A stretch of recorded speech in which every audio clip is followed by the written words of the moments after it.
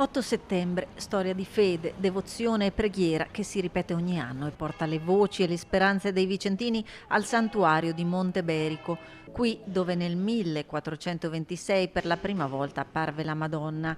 La città si ferma in occasione della festa patronale, i fedeli arrivano a piedi al santuario salendo i 200 gradini delle scalette, la tradizionale via devozionale, per poi assistere alla messa solenne. Messa celebrata oggi dal vescovo emerito Beniamino Pizziol, dato che il vescovo Monsignor Giuliano Brognotto è a Roma per un incontro con Papa Francesco che ha convocato tutti i vescovi di nuova nomina.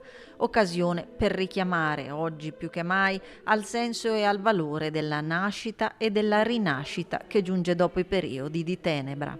Tutta la liturgia gioca intorno a questo termine, nascita, ed è bello perché noi abbiamo bisogno di rinascere ogni giorno, rinascere alla gioia, alla speranza, alla bellezza e all'incontro. Ecco, questo io credo che sia il messaggio dirompente e meraviglioso di questo giorno. Migliaia le persone arrivate da tutte le parti della regione per una festa che coniuga devozione, tradizione e solennità, richiamate al santuario nel silenzio della preghiera. Quali sono le rassicurazioni che vengono a chiedere i fedeli in questo periodo storico?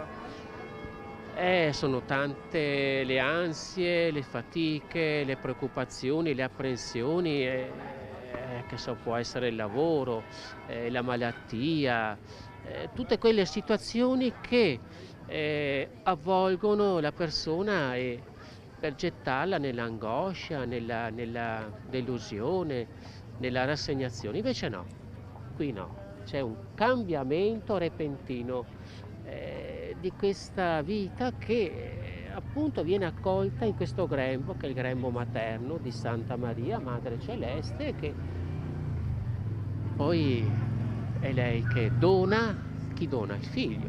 Il figlio che è evento di salvezza, sorgente di vita, di amore, di amicizia e di speranza.